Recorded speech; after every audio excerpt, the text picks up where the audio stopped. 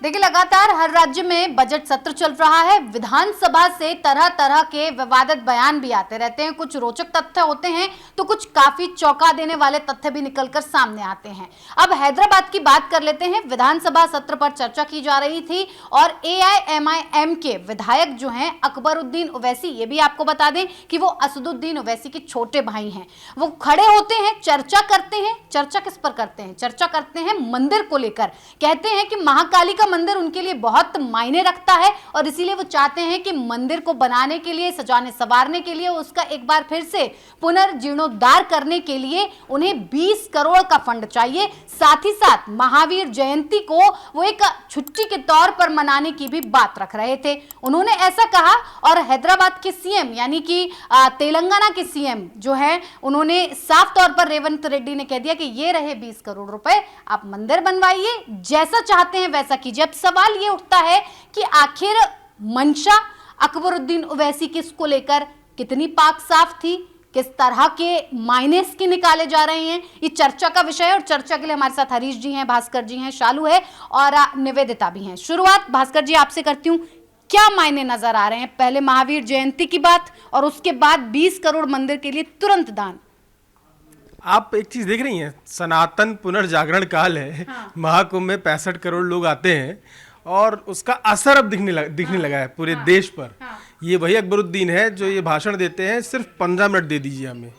किसके लिए? सनातनियों के खिलाफ मांग रहे थे ना, अब उन्हीं के मंदिर को बनवाने की बात कर रहे हैं। ऐसा ही कुछ बयान हरीश ने अभी कुछ दिन पहले चर्चा की थी, इमरान मसूद ने दिया था। हाँ। माँ शाकंभरी देवी का के नाम पर स्टेशन का नाम रखा जाए। तो ये जो बदलाव हो रहा है ना, मतलब मुस्लिम धर्म के लोग भी अब ये मान रहे हैं, मुझे ऐसा लग रहा है। हाँ। ये मेरी अपनी राय है। मुझे ऐसा लग रहा है कि मुस्लिम धर्म के लोग भी मान रहे हैं कि हिंदुत्व के छाते के नीचे या हिंदुत्व के अम्ब्रेला के नीचे वो सुरक्षित है। अच्छा। इस देश में जो एक बहुसंख्यक है वो उदारवादी हैं और उनके उनकी छाया में रहकर हम अपने आप को अच्छे से आगे बढ़ा सकते हैं। बिल्कुल। उनसे लड़कर नहीं। हाँ। छोटे छोटे मुद्दों पर, छोटी छोटी बातों पर उनसे लड़ाई करके कि मस्जिद के पास किसी ने रंग खेल लिया तो उस पर लड़ाई हो गई, पत्थर फेंकने लगे। अब ये दिख रहा है कि आने वाले कुछ सालों बाद, 5 साल 10 साल बाद ये सब कुछ खत्म हो जाएगा। ये नफरत जो है ये खत्म हो रही धीरे धीरे। और अगर मुस्लिम नेता ऐसे बयान देते रहे तो बहुत अच्छी बात है। ये समाज में एक अलग संदेश देता है कि हम सब साथ साथ हैं। बिल्कुल है ना? हरीश जी, आपको क्या लग रहा है, अकबरुद्दीन ओवैसी का मन अचानक से कैसे परिवर्तित हो गया? महावीर जयंती की छुट्टी भी मांग रहे हैं, मंदिर के लिए पैसा भी मांग रहे हैं और तुरंत 20 करोड़ रुपए फंड भी मिल गया। नहीं, देखिए, ये मन परिवर्तित होने से ज़्यादा जो है अपनी राजनीति को बचाए रखने की लड़ाई मुझे नज़र आती है। जी। तमाम कोशिशों के बावजूद, तमाम राज्यों में चुनाव लड़ने के बावजूद AIMIM जो है वो एक सांसद से ऊपर बमुश्किल उठ पाती है। हाँ। 2019 में 2 सांसद हो गए थे जब औरंगाबाद, जैसे अब संभाजी नगर कर दिया, वहां से AIMIM के सांसद चुने गए थे। लेकिन घूम फिर कर मामला फिर से एक सांसद असदुद्दीन ओवैसी तक पहुंच गया। उत्तर प्रदेश में चुनाव लड़ते हैं, कुछ कर नहीं पाते। बिहार में चुनाव लड़ने जाते हैं, 4-5 सीट पर जो है मैं आज जाकर सिमट जाते हैं। वो भी वही सीटें होती है जो मुस्लिम बाहुल्य इलाके जो हैं। सिर्फ बाहर नहीं, आप तेलंगाना में भी देख लीजिए, हैदराबाद के बाहर जो हैदराबाद है जहां से ओवैसी सांसद चुने जाते हैं, असदुद्दीन ओवैसी, अकबरुद्दीन ओवैसी भी उसी के अंदर जो है एक विधानसभा है, वहां से विधायक है। हैदराबाद के बाहर AIMIM का कोई वजूद है नहीं। तो अब ओवैसी ब्रदर्स को ये समझ आ रहा है कि अगर राजनीति चलानी है, अगर पॉलिटिक्स को आगे बढ़ाना है, तो सिर्फ एक हैदराबाद से काम चलने वाला है नहीं। इसलिए बड़े भाई को जिम्मेदारी दी गई है कि वो हर उस बात पर बोलेगा जो मुस्लिमों के समर्थन में होगी। दिल्ली में जब वक्फ बिल का विरोध करने के लिए जो है नेता जुटते हैं तो वहाँ असदुद्दीन ओवैसी मंच संभालते हैं और वहाँ से सीधा हमला जो है केंद्र सरकार पर करते हैं कि मस्जिदों को छीनने की कोशिश, और तमाम तरीके के बयान देते हैं। छोटे भाई अकबरुद्दीन ओवैसी को हैदराबाद में जिम्मेदारी दी गई है सॉफ्ट हो जाने की। जो पहले जो हार्ड मुस्लिम वाला जो उनका एक छवि थी उसको सॉफ्ट करने की। इसलिए वो विधानसभा में महावीर जयंती की छुट्टी की बात करते हैं, उदाहरण देते हैं कि सिर्फ एक छुट्टी की तो बात है जनाब, तमाम राज्यों में होती है, हमारे यहाँ भी हो जाएगी तो क्या हो जाएगा। फिर 20 करोड़ रुपए का फंड मांगते हैं एक मंदिर के पुनर्निर्माण के लिए, मंदिर के जीर्णोद्धार के लिए। तो ये सब बताता है कि अब पॉलिटिक्स को हैदराबाद से बाहर निकालकर पहले तेलंगाना में फैलाने की कोशिश है और असदुद्दीन ओवैसी ये कोशिश कर रहे हैं कि मुस्लिमों का भी नेता बना जाए और सिर्फ मुस्लिमों का नेता बनने से काम चलेगा नहीं, इसलिए हिंदुओं को भी ये बताया जाए कि हम आपके भी साथ हैं और वो पॉलिटिक्स उस तरीके से प्लान की जाए। बिल्कुल, मैं आऊंगी वापस हरीश जी आपके पास। शालू, क्या लग रहा है जिस तरह की राजनीति अकबरुद्दीन ओवैसी कर रहे हैं, राजनीति से जुड़ी हुई लग रही है, राजनीति चमकाने की कोशिश है? बिल्कुल, ये साफ तौर पर राजनीति चमकाने की ही चीज़ दिख रही है, क्योंकि जिस तरह से पहले वो लोग एक मुस्लिम फेस हुआ करते थे, मुस्लिम एक भाई तो मुस्लिम के लिए, जैसा ऋषि ने बताया कि वो है ही, दूसरा भाई हिंदू के लिए है, क्योंकि वही है ना कि दोनों का ये हिंदू मुस्लिम भाई भाई वाले तर्ज पे दोनों चल रहे हैं कि एक भाई इसका बोलेगा तो एक भाई इसके सपोर्ट में रहेंगे, कि क्योंकि हम एक समुदाय के वोट से सरकार नहीं बना सकते हैं, क्योंकि हमारे देश में हर तरह के लोग रहते हैं, तो हमें हर समुदाय में पहुंचना होगा। तो बिल्कुल वही राजनीति है। और जिस तरह से हम देख रहे हैं कि जैसे अभी पिछले दिनों से चुनाव हो रहे हैं, तो बीजेपी का जो एजेंडा रहा है सनातन का, हिंदुत्व का, लोग उसे पसंद कर रहे हैं, क्योंकि अगर नहीं पसंद करते हैं तो इतने राज्यों में बीजेपी की सरकार नहीं होती। सीधी साफ तौर पर बात है। तो लोगों को वो लग रहा है सही कि हाँ काम हो रहा है उस चीज़ पे, तो इसी वजह से उन लोगों को भी लग रहा है कि अगर हमें अपनी कुर्सी बचानी है, हमें अपनी पार्टी को बचानी है, तो हमें सनातन की बात करनी ही पड़ेगी। तो ये एक तरह से मजबूरी हो गई है उनकी इस चीज़ पर बात करना। बिल्कुल। निवेदिता, क्या लग रहा है, क्या किस तरह की राजनीति दिखाई दे रही है? देखिए, राजनीति तो है ही इसमें कोई दो राय की बात नहीं है, पर मुझे खुशी है कि राजनीति के ही तौर पर सही, पर उन्होंने सनातन धर्म को कुछ तो महत्व दिया, उसके बारे में बात की। तो मेरी यही गुजारिश है उनके समुदाय के लोगों से कि एक पहल अगर वो राजनीतिक के तौर पर ही सही अगर वो कर रहे हैं, तो थोड़ी चीज़ें आप भी बदलाव लाएं अपने अंदर।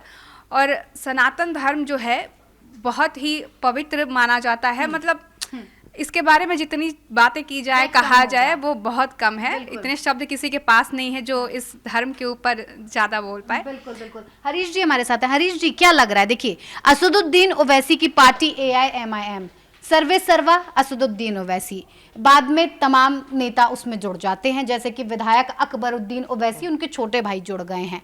जिस तरह का बयान अकबरुद्दीन ने दिया है, क्या लग रहा है पार्टी लाइन के हिसाब से ये बयान दिया गया है? अकबरुद्दीन का बयान असदुद्दीन ओवैसी का निर्देश, आदेश या उनका बयान माना जाए? हाँ बिल्कुल, देखिए ऐसा नहीं होता। किसी भी पॉलिटिकल पार्टी में कोई नेता जब बयान देता है तो वो सोच समझकर, हर पहलू को सोचने समझने के बाद ही बयान देता है। हाँ। ऐसा थोड़ी है कि अकबरुद्दीन ओवैसी को दोबारा जाकर जो है विधानसभा चुनाव लड़ना नहीं है, या दोबारा जो है उन्हें विधायक बनने की वो खत्म हो गई है, इसलिए उन्होंने एक बयान ऐसा दे दिया कि जिससे जो है हिंदुओं की बात कर ले और मुस्लिम खिलाफ हो जाए। सब कुछ नपे तुले तरीके से किया जाता है।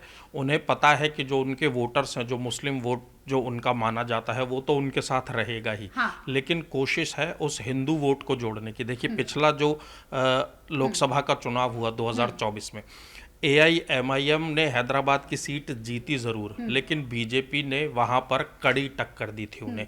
जिस तरीके से बीजेपी ने वहां प्रचार किया, महिला कैंडिडेट को उतारा, उसने एक बार को ये छवि बना दी थी कि इस बार लग रहा है हैदराबाद जो है वो ओवैसी भाइयों के हाथ से न जा रहा है। हालांकि वो डर जो है सही साबित हुआ नहीं, हैदराबाद बचा रहा, बड़े मार्जिन से जीते भी। लेकिन अगली बार इस तरीके का कोई डर ना बने, ना सिर्फ लोकसभा में बल्कि विधानसभा में भी, इसकी पूरी कोशिश की जा रही है और अभी से उसके लिए तैयारियां की जा रही हैं। क्या आपको ऐसा नहीं लगता है हरीश जी की ओवैसी ने नपे तुले अंदाज में जो भी आदेश दिया हो, अकबरुद्दीन ने उसे फॉलो किया है, लेकिन जो ये ओवर कॉन्फिडेंस है उनका कि मुस्लिम वोट बैंक तो कहीं जाएगा नहीं, हिंदू वोट बैंक को साधना है, क्या इस ओवर कॉन्फिडेंस के चक्कर में आपको नहीं लगता कि जो मुसलमान कोर वोट बैंक है वो छिटक सकता है इस बात को सुनने के बाद, इस बयान को सुनने के बाद? नहीं, देखिए ये तो खैर वोटर जो है वो वोटर का अपना, जब वो वोट डालने जाता है, विवेक होता है कि वो किसको वोट डालेगा। लेकिन अमूमन जो है जो भी मुस्लिम वोट बैंक की बात करते हैं, जितने भी लीडर्स हो, सिर्फ ओवैसी नहीं, बाकी और भी जो लीडर्स हैं जो मुस्लिम वोट बैंक की बात करते हैं, वो ये मानकर चलते हैं कि जो उनका कोर वोटर है, जो मुस्लिम वोटर है, उसको किसी ना किसी तरीके से समझाया जा सकता है।